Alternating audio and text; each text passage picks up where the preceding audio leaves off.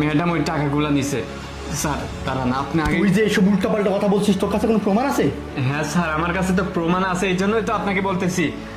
আমি যখন ঝাড়ু দিতেছিলাম তখন এই ভিডিওটা করছি।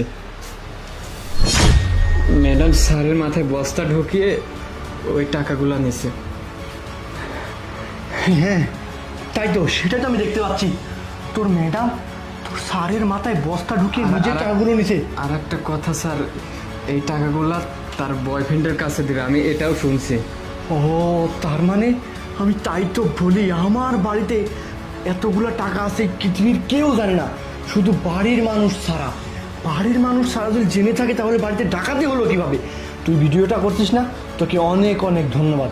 এই ভিডিওটা না থাকলে না আমি তো কোনো প্রমাণই পেতাম না। তুই এক কাজ কর, ভিডিওটা আমার আইডিতে দিয়ে দে, তারপরে আসল খেলা দেখাবো আমি তোকে। অনেক ধন্যবাদ। আচ্ছা স্যার, ঠিক আছে। প্রিয়া, আমার আর জমি কেনাটা হলো না, তাই না?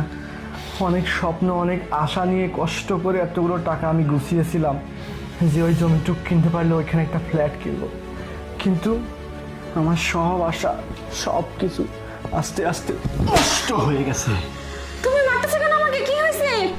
তুই আমাকে সত্যি করে বল, তুই টাকাগুলো কোথায় রাখ? আরে কি করতেছো? আমাকে মারতেছো কেন? আমার সারা জীবনের কষ্ট অর্জিত টাকাগুলো তুই মেরে দিয়েছিস। আরে তুই কি বলছিস? টাকাগুলো কোথায় রাখছিস? আমি কিছু বুঝতে পারছি না। কেন টাকাগুলো বের কর। আরে এরকম কেন করতেছো? কেন করতেছি বুঝতেছিস না? না তুমি কেন? তুই আমার বাবার মাথায় বস্তা ঢুকিয়ে টাকাগুলো নিজেই ডাকাতি করছিস, আর সুন্দর মিথ্যা একটা নাটক সাজাইছিস যে আমার বাড়িতে ডাকাতি হয়েছে। আমার বাড়ির মানুষ ছাড়া একটা কাক পক্ষী পর্যন্ত জানে না আমার বাড়িতে এতগুলো টাকা আছে, আমি সেই টাকা দিয়ে জমি কিনবো। শুধুমাত্র বাড়ির মানুষ জানে, বাবাকেও কোনোদিনও চুরি করবে না, কারণ বাবা চুরি করে কি করবে। আর আমিরুল সেইটা ভিডিও করছে। তুই বস্তা আমার বাবার মাথায় ঢুকাইছিস, ঢুকাই নিজের ব্যাগের টাকাগুলো ঢুকাইছিস। এখান থেকে গেছিস, আমাকে ফোন করছিস, আমাকে ফোন করার পর তোর নাগরকে ফোন দিয়েছিস টাকাগুলো জেনে এসে নিয়ে যায়। আমার রক্ত বেচা টাকা, আমার রক্ত বেচা টাকা কোথায় রাখছিস বের কর। মামা শোনো, তুমি আমাকে ভুল বুঝো না। এই বিয়াদব, আমার মাথায় কিন্তু রক্ত উঠে গেছে। আমার মাথায় যদি রক্ত উঠে যায় আমি কিন্তু খুন করতেও দ্বিধাবোধ করব না। তুই আমার টাকাগুলো কোথায় কোন জায়গায় রাখছিস এই মুহূর্তে বের করবি।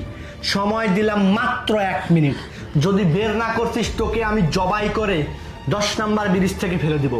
ওইখানে ফেলে দেওয়ার পর তোর লাশ পর্যন্ত কেউ খুঁজে পাবে না।